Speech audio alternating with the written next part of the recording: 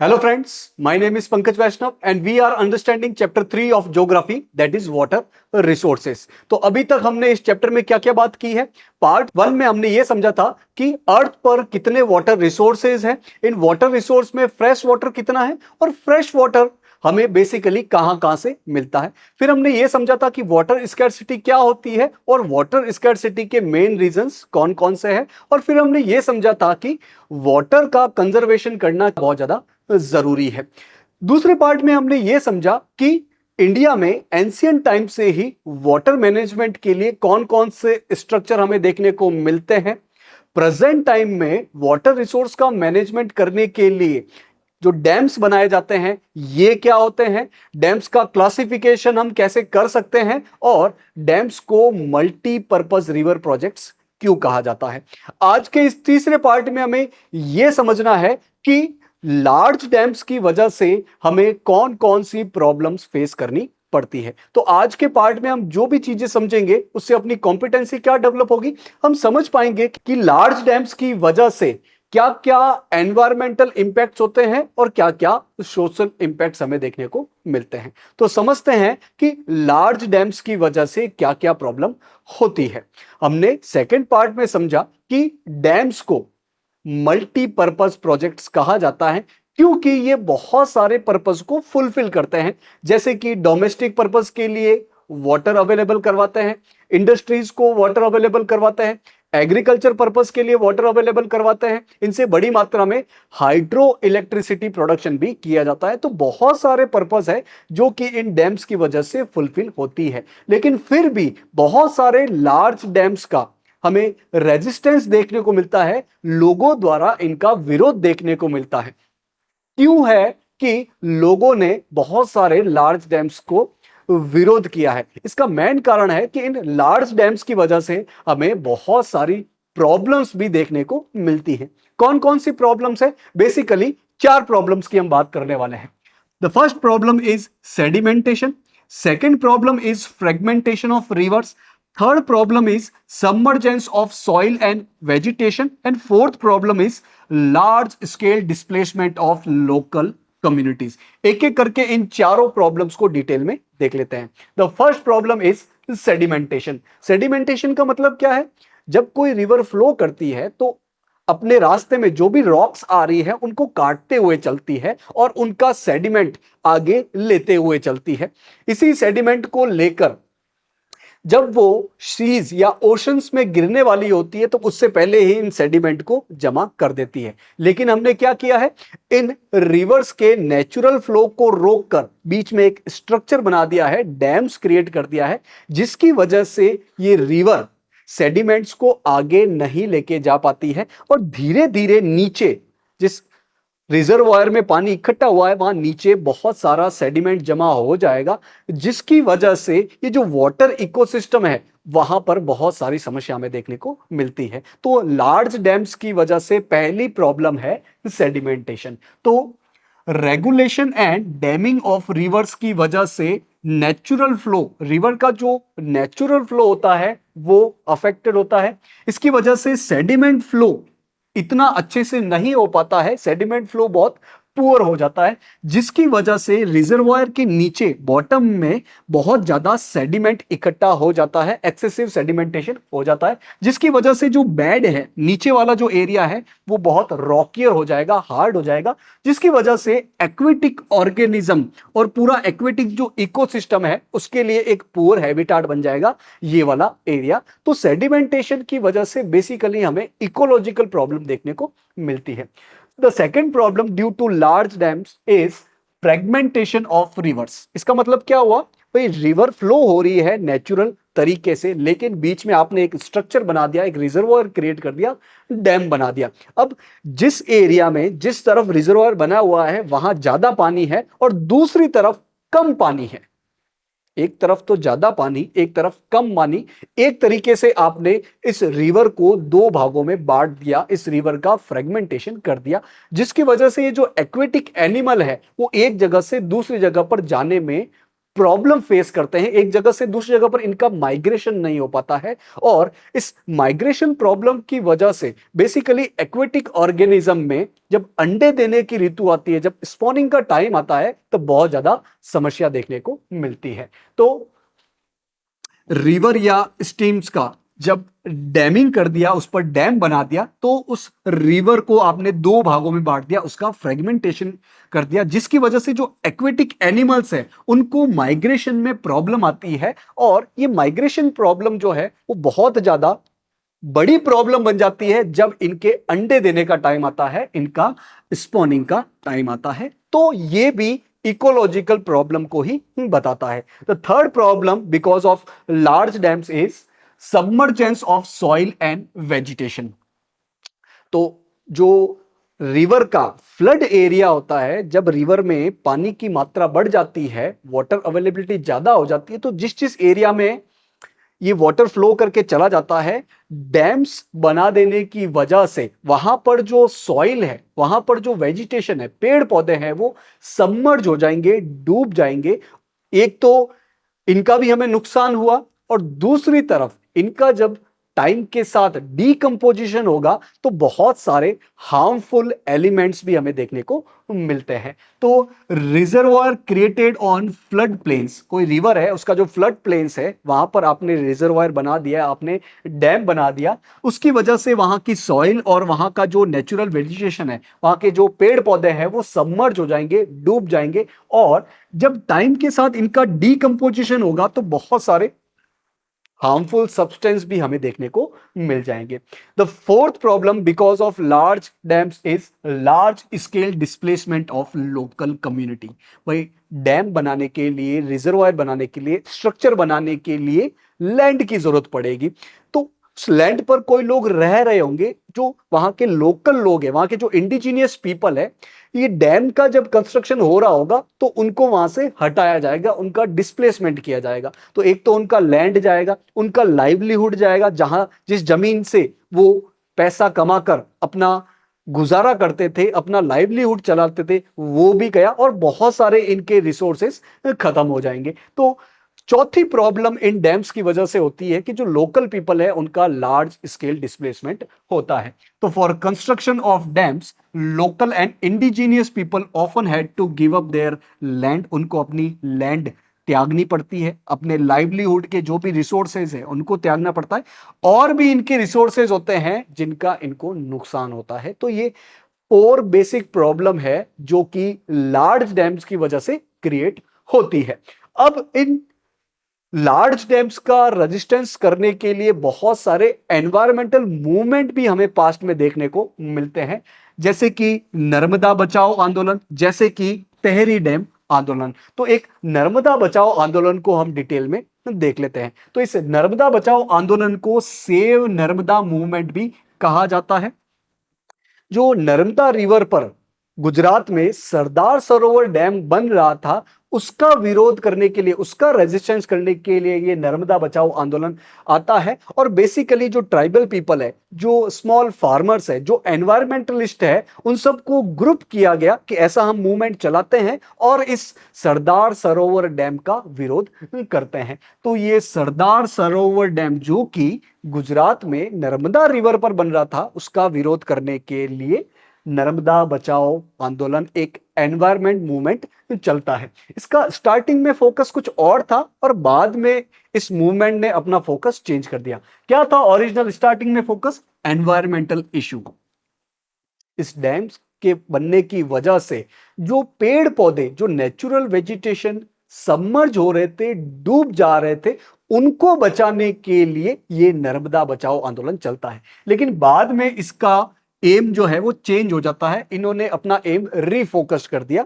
क्या कर दिया कि इस डैम के बनने की वजह से जो लोगों का डिस्प्लेसमेंट हुआ है उनको रिहेबिलिटेशन मिल सके, सरकार से, गवर्नमेंट से कंपनसेशन सही मिल सके, इसके लिए ये बाद में आंदोलन अपना फोकस चेंज कर लेता है। तो इस आंदोलन ने अपना एम बाद में चेंज कर दिया, जो क्या था? अनेबल पुअर सिटीजन, स्पेशली जो डिस्प्लेस्ड पीपल थे, उनको फुल रिहेबिलिटेशन फैसिलिटी मिल सके, उनको सही से कंपनसेशन मिल सके, बाद में इस आंदोलन का ये एम हो गया।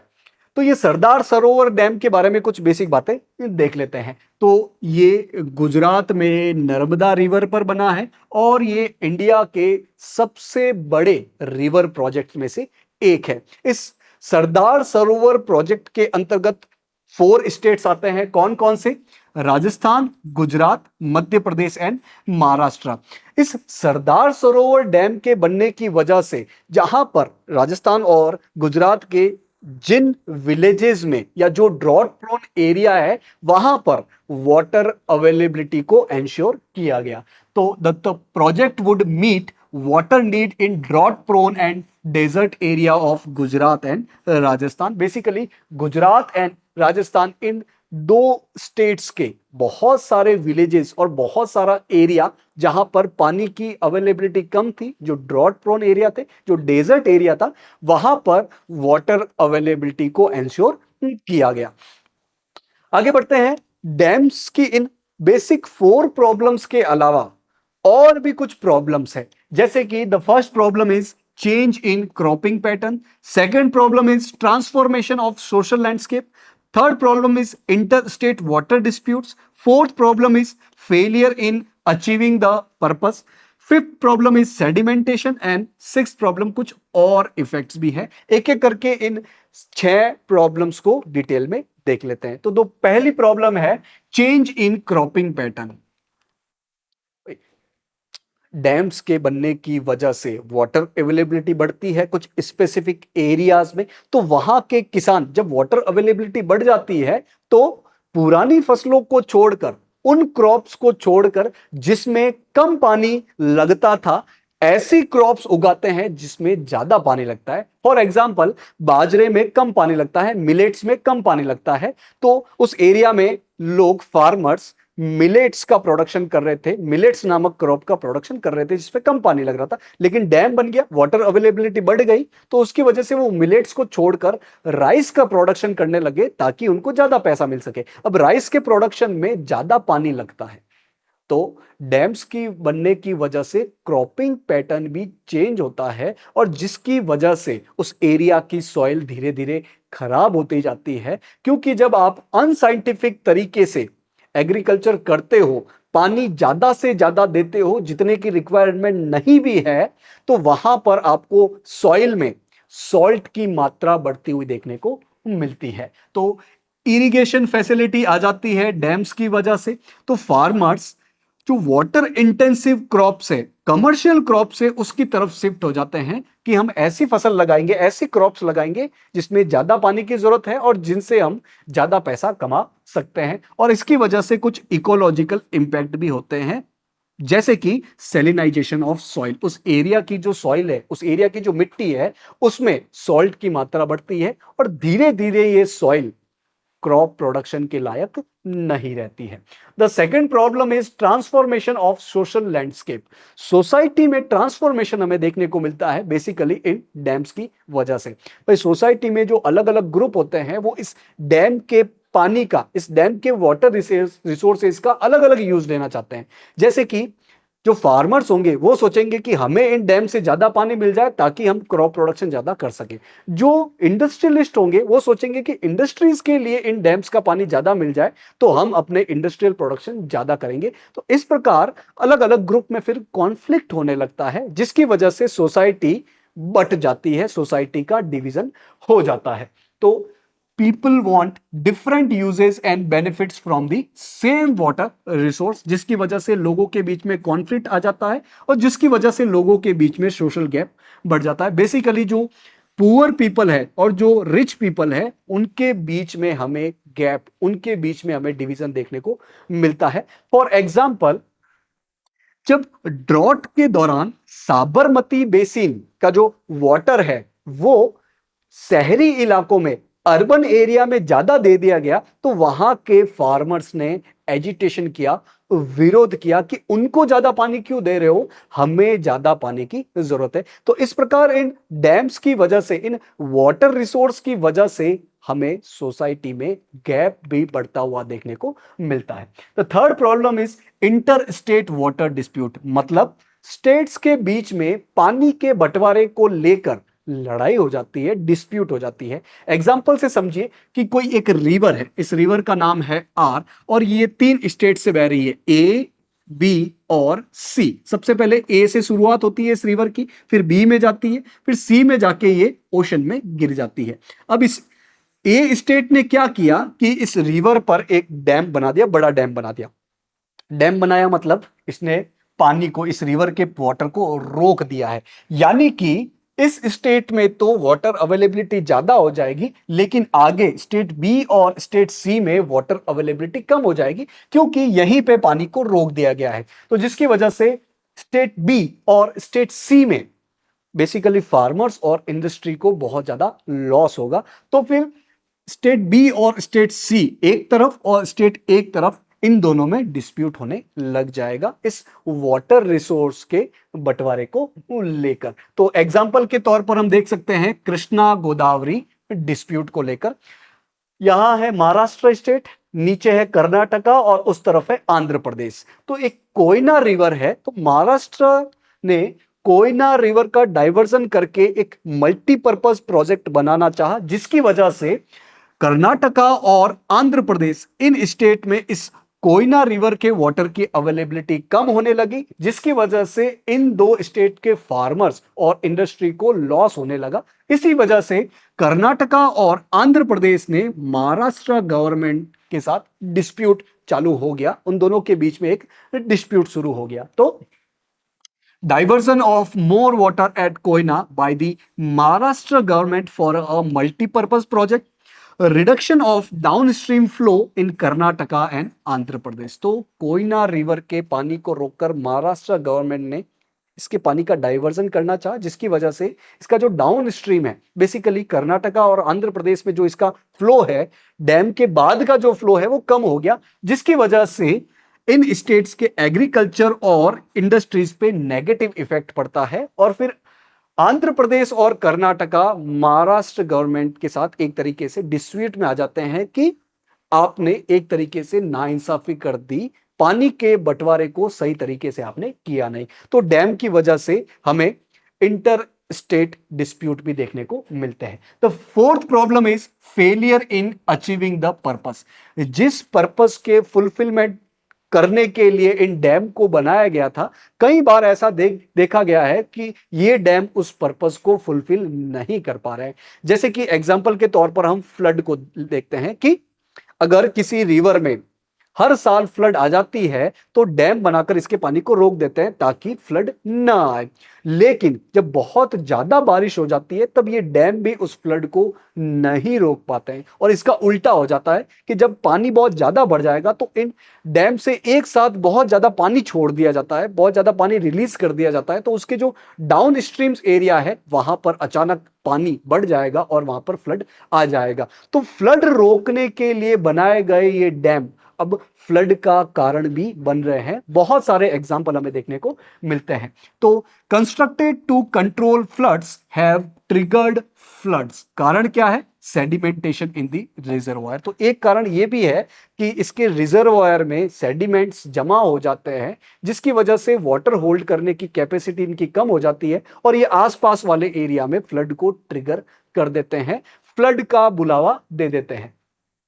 Unsuccessful in controlling floods at the time of excessive rainfall. तो बहुत ज्यादा जब बारिश हो जाती है, एक्सेसिव रेनफॉल जब हो जाती है, तब ये डैम्स जो है वो अनसक्सेसफुल हो जाते हैं फ्लड को रोकने में। During heavy rainfall release of water from the dams aggravated flood situation. तो बहुत ज्यादा जब बारिश हो जाती है तो इन डैम से एक साथ वाटर को रिलीज किया जाता है बड़ी मात्रा में, जिसकी वजह से इनके डाउन स्ट्रीम इलाके में बहुत ज्यादा फ्लड सिचुएशन हो जाती है। एग्जाम्पल के तौर पर हम देख सकते हैं कि 2006 में गुजरात और महाराष्ट्र में इस प्रकार फ्लड आया था। तो इस फ्लड की वजह से एक तो लाइफ का नुकसान होता है, बहुत सारे लोगों की मृत्यु हो जाती है, प्रॉपर्टी का नुकसान होता है और साथ ही बड़ी मात्रा में हमें सॉइल इरोजन भी देखने को मिलता है, एक इंपॉर्टेंट रिसोर्स भी हमारे खराब हो जाते हैं। The next problem is sedimentation. Sedimentation हमने देखा कि रिवर जब फ्लो होती है तो वो रॉक्स को काटते हुए चलेगी, यानी कि उनके सेडिमेंट्स को लेते हुए चलेगी। और ये सेडिमेंट्स में सिल्ट जो होता है वो एक इंपॉर्टेंट नेचुरल फर्टिलाइजर होता है, बहुत ज्यादा मिट्टी को वो उपजाऊ बना देता है। तो यदि नेचुरली रिवर फ्लो करेगी तो नेचुरल फ्लो के साथ ये सेडिमेंट आगे जाएंगे, सिल्ट आगे जाएगा और अलग अलग एरिया में ये सिल्ट जम जाएगा और उस एरिया की सॉइल जो है वो नेचुरली फर्टिलाइज होती जाएगी। लेकिन आपने क्या किया, डैम्स बना दिया। डैम की वजह से ये सेडिमेंट आगे फ्लो नहीं हो पाते हैं, एक जगह रुक जाते हैं, तो आगे वाले एरिया में सिल्ट नहीं जा पाएगी, जिसकी वजह से उस एरिया में ये नेचुरल फर्टिलाइजर नहीं पहुंच पाएगा। एक तरीके से अपने फार्मर्स को, अपने एग्रीकल्चर में नुकसान होगा। तो डैम्स की वजह से फ्लड प्लेन जो है वो सिल्ट से डिप्राइव हो जाते हैं, मतलब वहां पर सिल्ट नहीं पहुंचती है, और सिल्ट जो है वो एक नेचुरल फर्टिलाइजर का काम करता है। और यदि आप सिल्ट को आगे नहीं पहुंचा पा रहे हो तो धीरे धीरे आगे वाला जो लैंड है वो डिग्रेड होता जाएगा, उसकी फर्टिलिटी धीरे धीरे कम होती जाएगी। नेक्स्ट प्रॉब्लम है, कुछ और इफेक्ट भी है, जैसे कि ये अर्थक्वेक को इंड्यूस करते हैं। अब इतना बड़ा स्ट्रक्चर होता है, अब इसमें इतना ज्यादा पानी भरा होता है, जिसकी वजह से ये अर्थक्वेक को भी ट्रिगर करते हैं। इसके अलावा पानी रुका हुआ होता है, जमा होता है, इसकी वजह से बहुत सारे डिजीज और पेस्ट भी इस पानी से हमें देखने को मिलते हैं। और साथ ही वाटर का पॉल्यूशन भी बड़ी मात्रा में होता है, यदि आपने लंबे समय तक पानी को एक जगह ही रोक के रखा, इसके नेचुरल फ्लो को नहीं होने दिया। तो आज के पार्ट में हमने जो भी पढ़ा उससे अपनी लर्निंग आउटकम क्या रहती है, हमने समझा कि इन लार्ज डैम्स की वजह से लोगों ने एजिटेशन किया है, और उसका मेन कारण क्या है, बहुत सारी प्रॉब्लम, जैसे कि सेडिमेंटेशन हो जाना, जैसे कि लार्ज स्केल डिस्प्लेसमेंट हो जाना लोगों का, जैसे कि फ्लड को ट्रिगर करना, अर्थक्वेक को ट्रिगर करना, ऐसी बहुत सारी प्रॉब्लम्स की वजह से इन लार्ज डैम्स का लोगों ने विरोध किया है, इनका ओपोज किया है। तो आज की क्लास में हमने जो भी पढ़ा, जो भी समझा, उसको हम क्वेश्चन के माध्यम से टेस्ट कर लेते हैं। The first question is, which state is not included under the Sardar Sarovar dam project. बोला जा रहा है कि सरदार सरोवर डैम प्रोजेक्ट में इनमें से कौन सा स्टेट इंक्लूड नहीं है। Option A Rajasthan, option B Gujarat, option C Madhya Pradesh और ऑप्शन डी तमिलनाडु। तो हमने देखा था कि सरदार सरोवर डैम प्रोजेक्ट के अंतर्गत 4 स्टेट्स आते हैं। कौन कौन से? राजस्थान, गुजरात, मध्य प्रदेश एंड महाराष्ट्र। तो राजस्थान तो है, गुजरात भी है, मध्य प्रदेश भी है। कौन सा स्टेट नहीं है? तमिलनाडु सरदार सरोवर डैम प्रोजेक्ट का पार्टिसिपेटिंग स्टेट नहीं है। Option number D will be our right answer. Next question, question number 2, what was the original focus of Narmada Bachao आंदोलन। बोला जा रहा है कि नर्मदा बचाओ आंदोलन का ओरिजिनल फोकस क्या था। Option A social displacement, option B rehabilitation facilities, option C environmental issues and option D earthquake prevention. तो हमने देखा था कि ये नर्मदा बचाओ आंदोलन शुरुआत में क्या एम, क्या फोकस लेके चलता है कि इस डैम के बनने की वजह से जो पेड़ सबमर्ज हो रहे थे उनको बचाना है, मतलब environmental issue was the main focus of this Narmada Bachao Andolan. Option number C will be our right answer. Next question, question number 3, what is the main reason of Krishna Godavari dispute. बोला जा रहा है कि कृष्णा गोदावरी डिस्प्यूट का मेन रीजन क्या। Option A pollution from industrial waste, option B deposition of sediments in rivers, option C diversion of water for multipurpose project at Koyna and option D failure of the monsoon. तो हमने देखा था कि Maharashtra government ने Koyna river को divert करके multipurpose project बनाया है, जिसकी वजह से नीचे कर्नाटक और आंध्र प्रदेश को कम पानी मिल रहा है, उनकी वाटर अवेलेबिलिटी कम हो रही है कोयना रिवर के वाटर की, जिसकी वजह से कृष्णा गोदावरी डिस्प्यूट हमें देखने को मिलता है। Option number C will be our right answer. तो इन क्वेश्चन के माध्यम से आज जो भी पढ़ा था उसको टेस्ट भी कर लिया है। होप आज जो भी पढ़ा आपको समझ में आया होगा। Thank you for joining today's session.